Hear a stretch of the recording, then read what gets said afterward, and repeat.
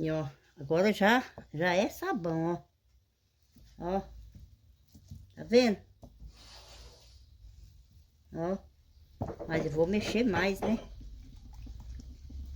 Vou mexer mais pra ele dar ponto mais. O sabão que tu mais mexe, ele fica bom, né? Aqui eu tenho 100 ml de açúcar que eu esqueci de jogar nele. Então eu vou jogar nele aqui. Porque meu sabão, todo sabão que eu faço, eu ponho açúcar, né? É bem bom. E isso aí, ó.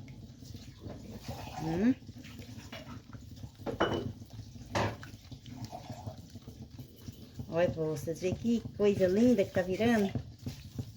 Isso é sabão da gente fazer, da gente, né? Ter dentro de uma casa. É limpeza pura. É limpeza pura.